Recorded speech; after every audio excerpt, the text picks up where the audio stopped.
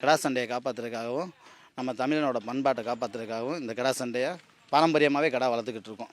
எவ்வளோ கஷ்டம் இருந்தாலும் சரி, வேலை வட்டி எதுவுமே இல்லாமல் இருந்தால் கூட, மழை பெஞ்சிட்டு இருந்தால் கூட நாங்கள் கூட வெளியில் படுத்துக்குவோமே தவிர கிடாயை நனைய விடக்கூடாது. இதை இந்த பாரம்பரியத்தை எப்படியாவது காப்பாற்றி அடுத்த லெவலுக்கு கொண்டு போகணுன்றதுக்காக நாங்கள் பாரம்பரியமாக கிடா வளர்த்துக்கிட்டு இருக்கோம்.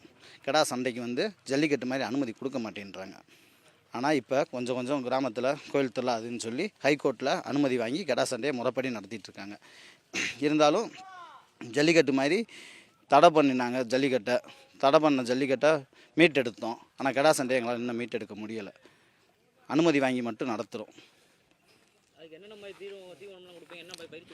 இதுக்கு ஜல்லிக்கட்டு காலைக்கு நீச்சல் பயிற்சியும் நடைப்பயிற்சியும் கொடுப்பாங்க. அதே மாதிரி வெத்துக்கட்டையில் அடைச்சி அது முட்டுறதுக்கான பயிற்சி கொடுப்பாங்க. அதே மாதிரி நாங்கள் கடாயை அது இழப்பு நிற்கணும். 75 அடி அடிக்கணும். ஒரு கடான்றது 75 அடி அடிக்கல. அது உள்ளுறுப்பு எல்லாமே அவ்வளோ வேலை வாங்கும். அதுக்கு ஏற்ற மாதிரி அந்த இழப்பை நிற்கிறதுக்கு என்ன பயிற்சி வேணுமோ அது மாதிரி நான் நடைப்பயிற்சி கொடுப்போம். நடப்போம். குறைஞ்சது ஒரு நாளைக்கு 4 கிலோமீட்டர் நடக்க விடுவோம் கடாயை. நீச்சல் பயிற்சி 3/4 மணி நேரத்துலேருந்து 1 மணி நேரம் வரைய நீச்சல் அடிக்க விடுவோம். அதோட ஹார்ட் பீட் நுரையீரல் ஃபங்க்ஷன் ஆகி எவ்வளோ இருந்தாலும் அதுக்கு இழப்பு தன்மையை தாங்கிறதுக்கு சக்தியை கொடுக்கணும். அதுக்கான சாப்பாடு தான் கொடுப்போம். அதுக்கு நாங்கள் பருத்தி விதையை ஆட்டி அந்த பால் எடுத்து நாங்கள் அதை கொடுப்போம். அது கொஞ்சம் டெம்பராக இருக்கும் கடாய்க்கு.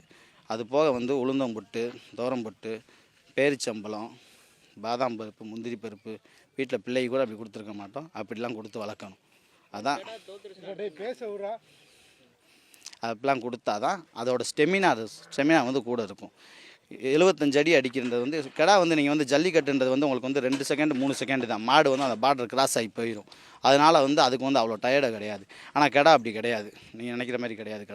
கிடா 75 அடி அடிக்கணும் களத்தில். ஒவ்வொரு அடியும் ஒவ்வொரு பவுண்டுக்கு கணக்கு. 1 பவுண்டு வரும். அப்படி முட்டும். 2 கிடா முட்டுறதை நீங்கள் பார்த்தீங்கன்னா அப்படி இருக்கும். உங்களுக்கு டம்மு சம்பட்டி எடுத்துக்கிட்டு, சுத்தியல் கிடையாது, சம்பட்டி 2 சம்பட்டி எடுத்து அடித்தா என்ன ஃபோர்ஸில் சவுண்டு கேட்குமோ அந்த சவுண்டு கேட்கும். அவ்வளோ ஃபோர்ஸை அடித்து அதோட ஆண்மைத்தன்மையை அது வெளிப்படுத்தும். கிடாவால் மட்டும்தான் அது சண்டை போட முடியுமே தவிர வேறு யாராலும் அப்படி சண்டை போட முடியாது. அதுக்கான ஸ்டெமினா பேரிச்சம்பழம், பால், நாட்டுக்கோழி முட்டை, இந்த மாதிரி சத்தான ஐட்டத்தை மட்டும்தான் அதுக்கு நம்ம கொடுப்போம்.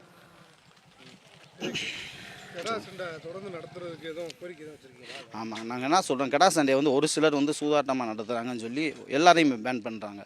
அப்படி பண்ணக்கூடாது. எல்லா ஊர்லேயும் அனுமதி கொடுங்க. அனுமதி வாங்கியே நாங்கள் நடத்துகிறோம். ஒவ்வொரு போலீஸ் ஸ்டேஷன்லையும் அனுமதி கேட்டால் அங்கே கோர்ட் ஆர்டர் வந்தால் தான் கொடுப்பேன்றாங்க. கோர்ட்டில் ஆர்டர் வாங்கி தான் கிடா சண்டை இப்போ நடத்துகிறோம். நாங்கள் முறைப்படி தான் நடத்துகிறோம். கோர்ட்டில் ஆர்டர் வாங்கி தான் நடத்துகிறோம். ஆனால் கோர்ட்டில் ஆர்டர் வாங்காமல் எங்களால் நடத்த முடியலை.